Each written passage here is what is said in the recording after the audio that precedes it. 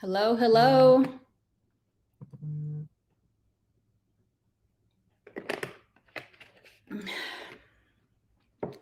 How are you? Hopping in here just on time. Welcome, welcome. Come on in. I will give it just a minute before I get started on this live. This is really weird for me because I usually go live like further into the week. So happy Money Mindset Monday.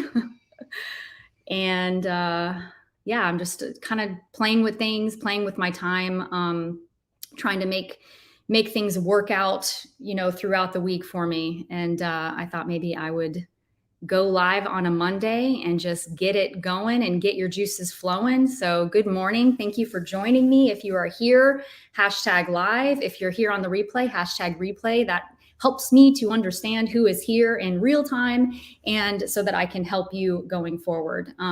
Leave a comment to let me know if I'm heard. I'm on my new MacBook, so I'm not really, I feel like I'm really close up too. So my camera obviously is different and it like is a close-up view. So am I just like in your face right now? I'm just wondering. So I don't know how to fix that.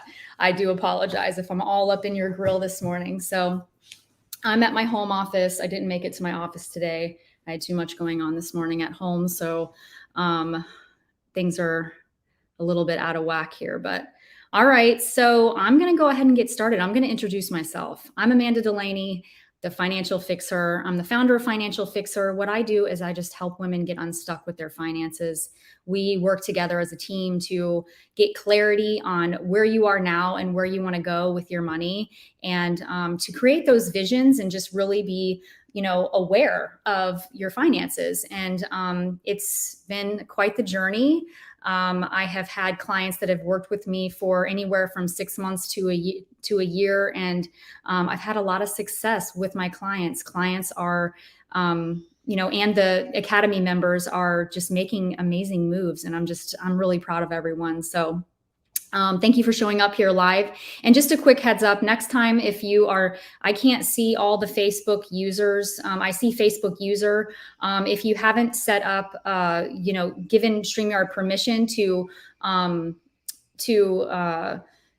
use your name when I'm live and you make a comment, go ahead and do that. It's just streamyard.com/Facebook. And you just have to, sign in and say, yes, I accept that StreamYard's going to use my name when I make a comment during a live stream. So I use StreamYard because it's just something that's worked for me for a while, and I've just been pretty happy with it for the most part. So, okay, awesome. So you can hear me. So again, I'm the Financial Fixer. I am here to help you with your money. So just a quick story on how I got here.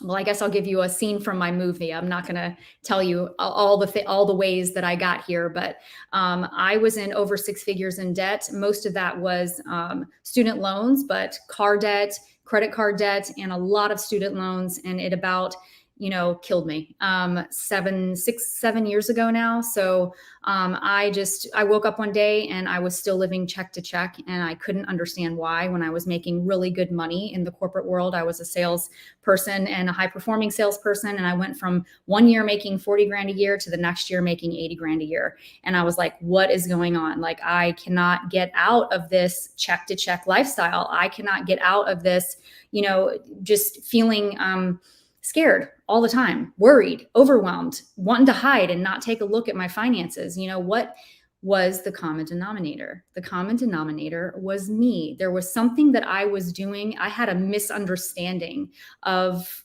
what I was supposed to do to manage my finances. And because of that, I had a massive amount of debt and a negative net worth, right? And I was 34 years old. And at that time in my life, it just didn't, the math didn't work, right? So if the math doesn't work and what you're doing is not currently serving you, do something else. It's time to change. So I realized it was time to change. So I started paying attention to my finances, and I'm getting help doing it, just watching mentors and gurus and people that, got rich, not in the get rich quick way, but in the way of just everyday daily behaviors and, thinking through decisions when it comes to your money, because this money thing, like, it's part of our lives. It's how we survive, right? So I want to see women thriving with their finances, not just surviving, not just using it as a way of, survival.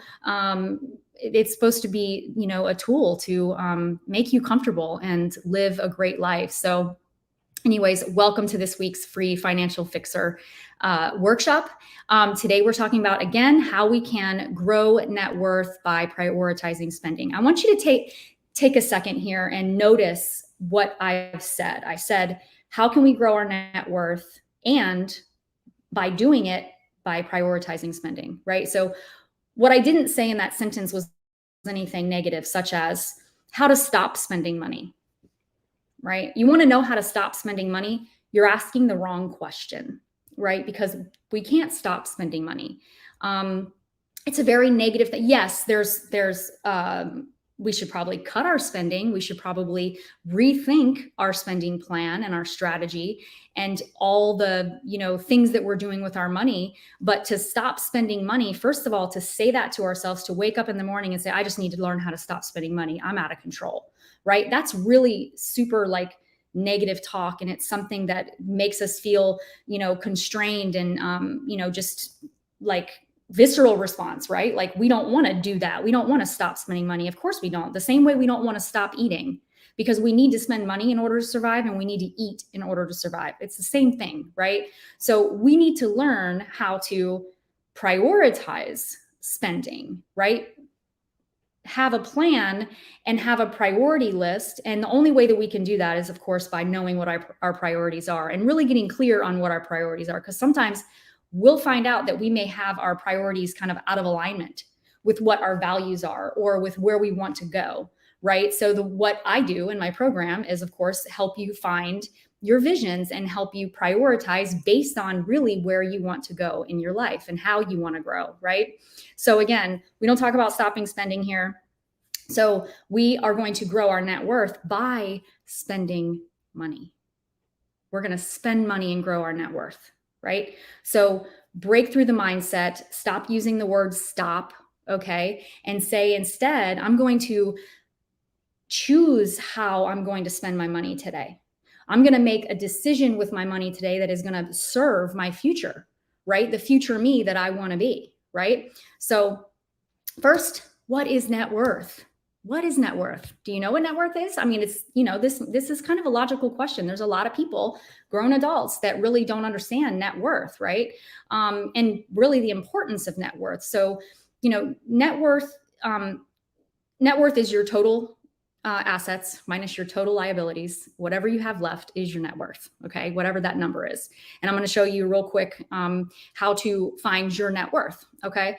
So why does your net worth matter? So it's one thing to know your net worth or to understand what net worth is, but do you understand why it really matters? It may really matter to you more than you realize, right? Is that a number that you're actually tracking throughout your life? Are you actually paying attention to your net worth and kind of coming back to it every 3 to 6 months or every year and saying, where do I stand with my net worth, right? Because that's the number one, it's going to determine your now and especially your future.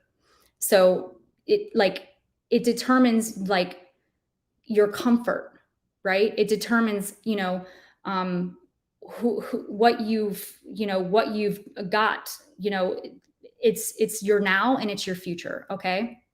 And the next thing is the net worth is not only what you leave behind, it's your legacy, right? So it's not just the amount, that you leave behind to your heirs. It's also, it tells a story, it tells a story what we've, built, right? Financially, our assets and the things that we've built, it tells a story. I'm not saying it says the whole story of what kind of person you were.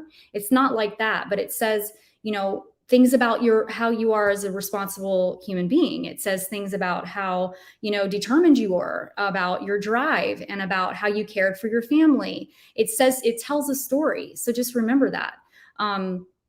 So again, it determines, your comfort now and into the future, right? How comfortable do you want to be in your future? What's your future what do you want that to look like? Okay. Your net worth is going to help you get there. Okay.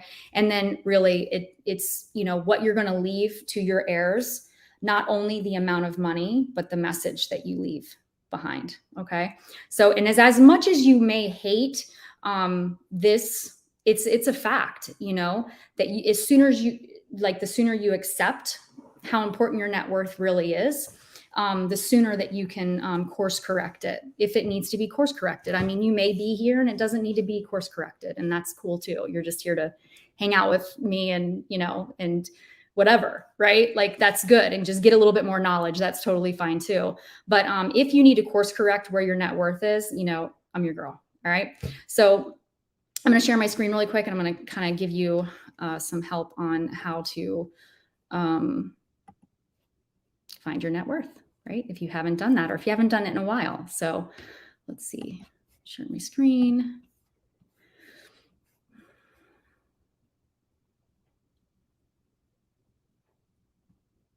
I don't know if this is working. There we go. I don't understand what that just asked me, but okay. Yeah, this MacBook is like trying to be, am I sharing? Let me know if I'm sharing my screen. I don't think I am. Share screen. Okay. Chrome has lost permission to capture your screen. Uh-oh. I don't know if I can share screen. No.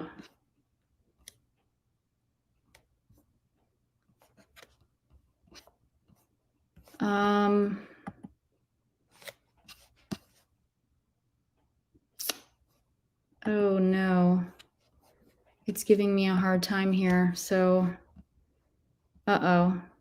well, I guess I'm just going to have to improvise. Yeah, my screen's not sharing. I've got something going on with my Mac and with StreamYard. I haven't given permission somewhere, and I don't know how to do that here while I'm live. So it's probably something in the system that I have to do. That really sucks, because I was going to share really quick, like, a way to find your net worth, right? So what I'm going to do is, instead of sharing the screen, I'm kind of explain to you some things that would be considered your assets and some things that would be considered your liabilities, and for you to do the math. So what I would have shared here is just my templates. But you can do this pen to paper, and actually I prefer for you to do this pen to paper. It is the best way for you to just visualize it. When you write something down, not only are you getting a visual, but you're like actually taking it into your brain. So I suggest writing this down anyways. But I would love to be able to share my screen, and I can't. So I'm just going to tell you some things that qualify as an asset. Okay. Your home value, and that's the total value of your home, not the mortgage balance. We'll talk about that in the liability section. Okay. But your home value is, whatever the estimate of what it is worth currently. And as you know, right now, the housing market is booming in most places in the United States. So you're probably looking at a decent value compared to what it was a year and a half ago, right? So also, if you have a car, if you have any vehicle, then what is the Kelley Blue Book on your vehicle or your boat, or something that has a motor in it, something that's a higher value asset as opposed to, a kitchen table chair or something, right? And I'm not going to go into like too much furniture stuff here, but if you have some really high value furniture or jewelry that's like a real asset that if you sold tomorrow, what you would get out of it, on the market, what's the market value that you'd be able to get if you sold it quickly. Okay. I would consider those assets that you can get rid of quickly. And then of course your investments, whether you have retirement investments, 401k, 403b, Roths, traditional IRAs, things like that, that would be considered investments. And those are your assets. Yes, those are not all of them, you can necessarily liquidate right away. However, you would mark those down as your asset, and include that in your net worth. Okay. And then whatever you've got saved, right? So if you have a savings account, whatever's in your savings account, if you have cash, if you have cash on hand, or in some money market account or something like that, that is part of your net worth as well. Again, any asset that's got a value that you would be able to turn over today. But of course, when it comes to the investments, those are further down the line, but they qualify as your assets. Okay. Because you could actually liquidate, a retirement. I don't recommend it, because, whatever it would be worth, at sell, if you were to pull it out, you'd be penalized big time and taxed big time on most things. And it's somewhere around 35 to 40% of whatever that asset is. Just a quick tip there. So as far as liabilities, so any liability is something that you owe. Okay. So again, assets own, liabilities owe. Okay. So if you owe a mortgage, what is your mortgage balance? That's a liability. If you have a car loan, what is your car loan amount? You have 2 car loans, add those up, and that's your total vehicle liability. You have consumer debt, you have furniture debt, credit card debt. I had all those things. So that would be considered a liability. Student loans, that is a liability, something that you owe. It will take you to your grave if you do not pay it off, right? If you have a tax bill, like an outstanding tax bill, something that is, you owe the IRS back taxes or something like that, that's a liability as well. It's considered a debt. Any business debt, things like that, right? So add those up, total them up, and then whatever is your assets minus your liabilities, and then you've got your net worth. So that number is extremely important now and into the future. So let's see here. Let me see if I have any questions. All right. Yeah. Okay. So darn it. I got to figure out why I can't share my screen right now. I'm so sorry. Ugh, that's annoying. So I have actually shared the net worth before, and it's in one of my other trainings. But and if you do want the template, please get with me. I don't just give the templates away and just share the links. Get with me if you would like to take advantage of those templates that I can't show you right now because something's going on with my StreamYard. But yeah. So what's the next thing? Okay. So again, and growing your net worth is not some big event. Okay. It's not like, whatever. It's not a big event. Okay. It's something that is a marathon. It's something that you're climbing for your entire life, and you're growing it for your entire life. And it's a lifestyle. Okay. It's a process. All right. And it includes your spending behavior. Okay. So it has to include your spending behavior, because what you do with your money every day is going to impact, the compound effect of your net worth, right? So I was going to share my screen again here, but I can't. So what you can do is take an audit of your spending, and I'll just make this super easy, right?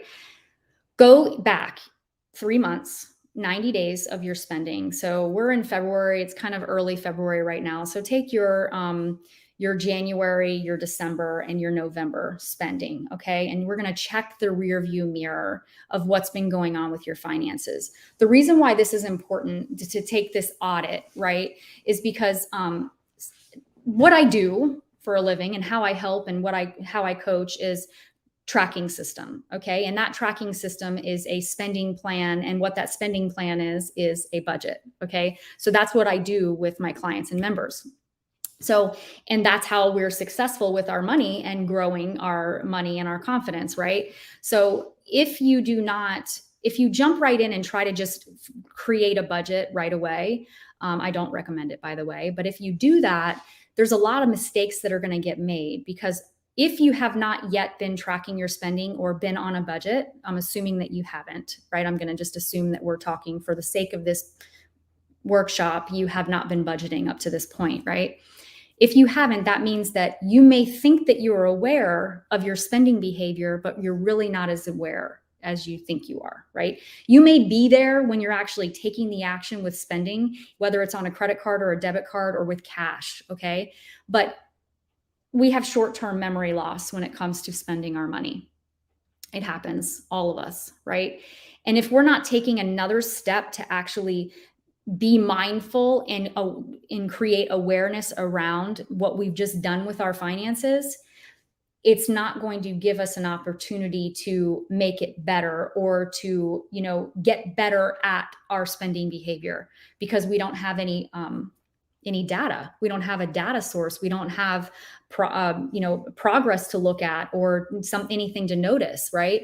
So again, what I teach is, budgeting, but prior to getting on a budget and actually tracking your spending, you have to actually know what happened before, so that not only can you have your aha moments and maybe find places where you can make changes and tweak some things, tweak some spending behavior, do things a little bit differently, but more so of like what is really going on, so that you can create an effective budget that you're not going to screw up that bad. And oh, by the way, no matter how well you refine and align your budget in the beginning, you're still going to make mistakes.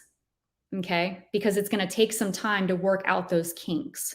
Okay, so that's why it's important to do your audit. So go back 90 days and write down everything that came into the bank or everything that you received, whether it was receiving cash or reimbursement or paychecks, whatever, and everything that went out. Okay. And if you spent money on credit cards, write that down too. Okay. And then what you're going to do is you're going to plop that in and you're going to categorize things, such as your housing, your, let me just, for the sake of doing this, let me just make a note here. So, food, transportation, your self-care, your health, your home items, your stuff, right? Your lifestyle, your debt payments, how much of your money went towards debt in your minimum payments or whatever you made a payment for your debts, right? What's the total of that? And then, miscellaneous things such as irregular items, gifting, tax bill, annual subscriptions, car registration, things like that aren't the usual, right? But they still happened during that time. So you want to take an audit of that. And once you take an audit of that, you now want to create your plan, right? So let's see. Let me get back to my notes and see if I'm missing any messages here. I'm so sorry I can't share my screen, but I hope that this is helpful, just seeing my face. All right. Let me take a sip of water here, see if anything comes through. It's a little delayed.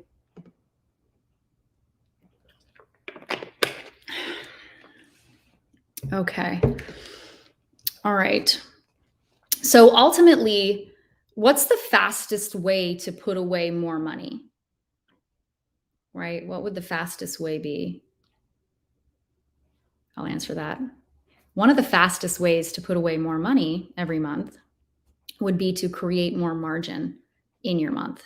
How do you create more margin in your month? A few things could happen. One could be that you have more income, right? But say you're on a regular income and it's not happening that fast where you get a boost in income, right? How do you create more margins? You create more margins by paying closer attention to where your spending is going. And when you pay closer attention, a lot of it happens by default, because now you're just like aware and you're being mindful of your spending almost mindlessly, if that makes sense. It's like riding a bike, driving a car, same thing. We do it mindlessly because it's a habit or a ritual, right? So the more you do this month after month, you'll see confidence and your accounts get bigger. Trust me, they will. Okay. And I want to say something about confidence.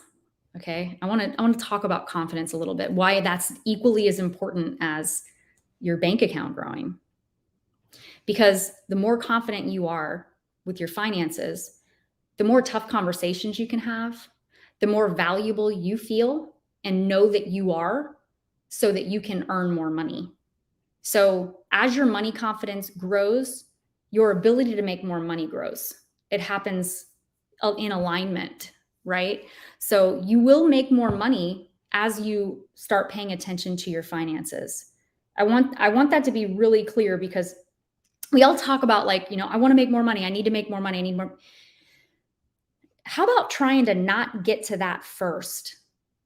Stop putting so much pressure on yourself to make more money when you can narrow down what's going on with what you've got, you can work with what you've got a little bit more.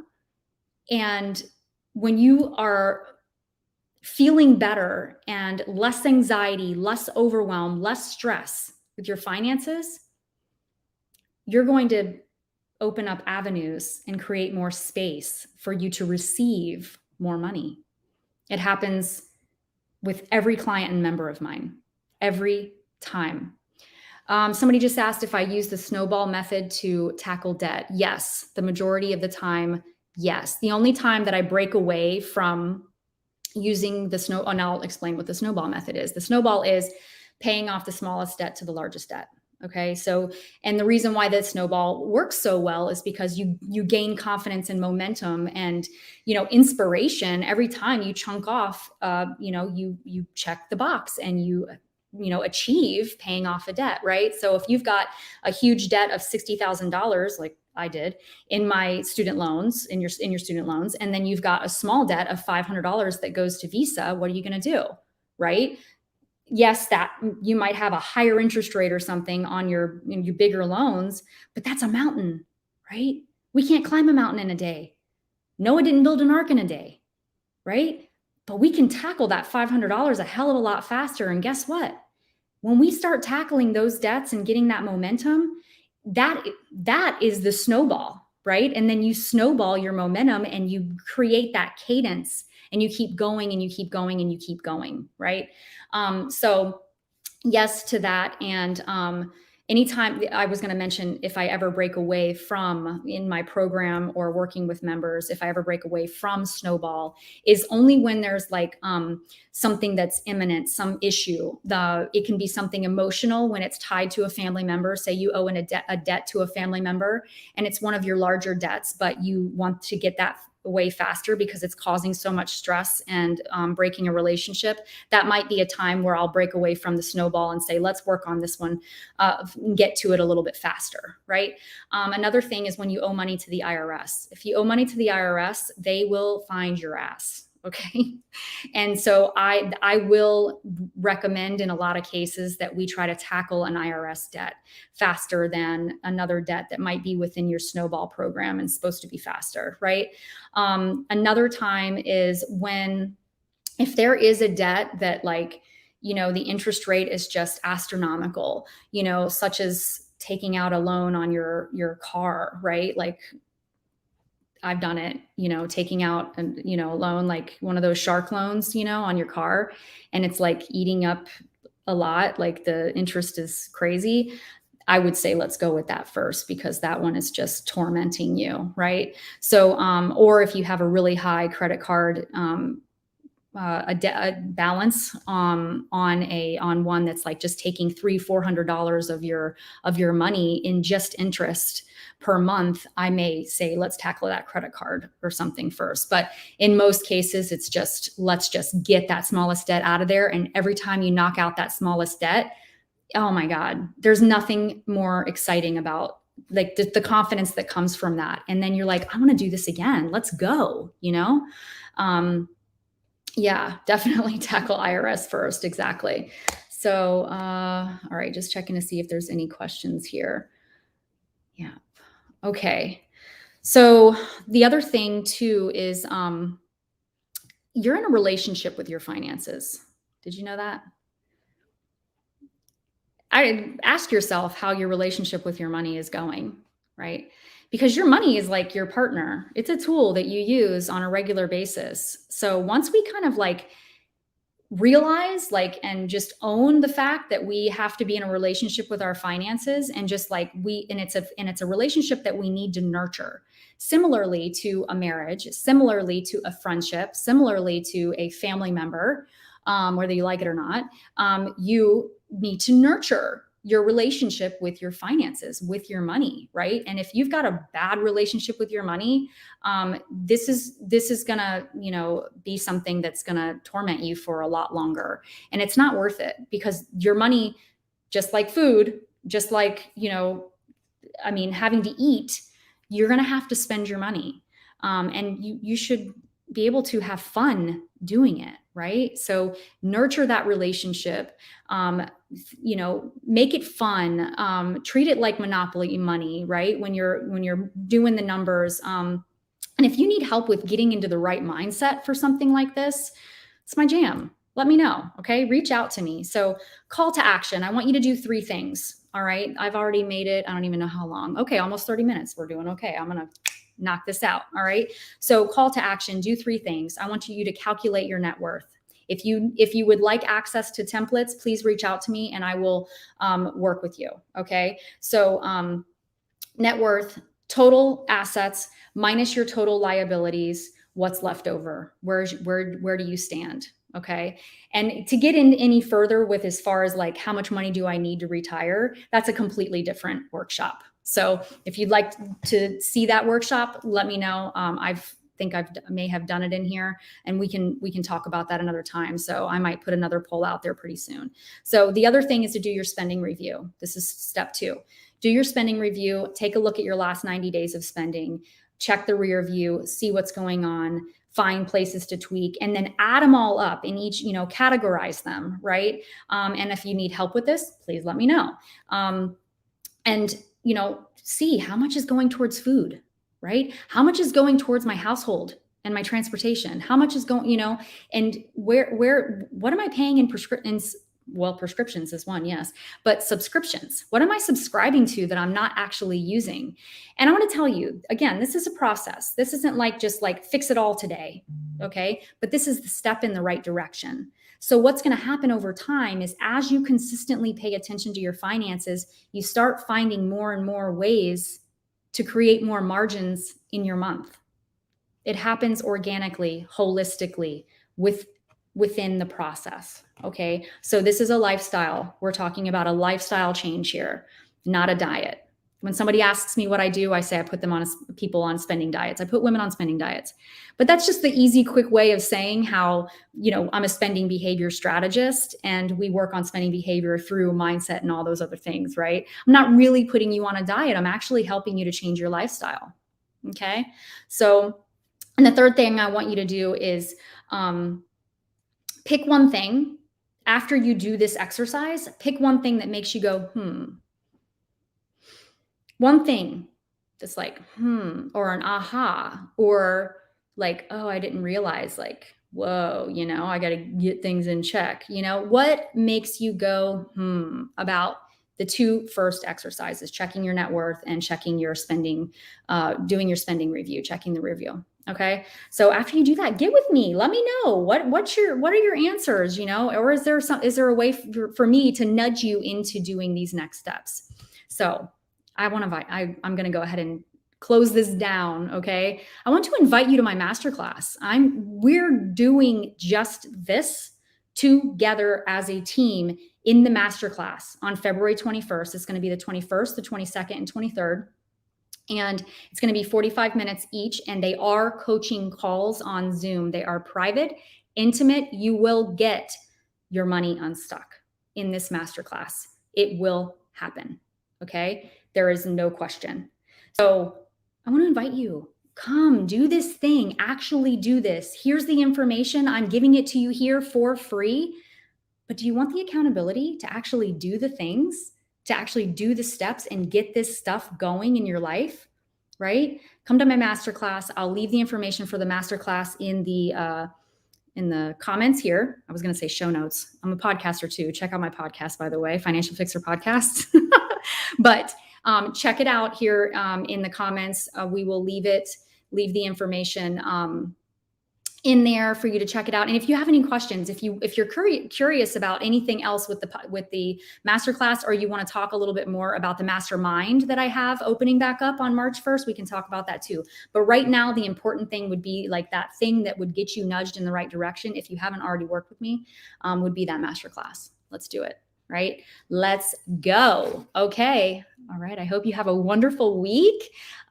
Make it great. Make it count. Okay. Make it count. I'll see you soon.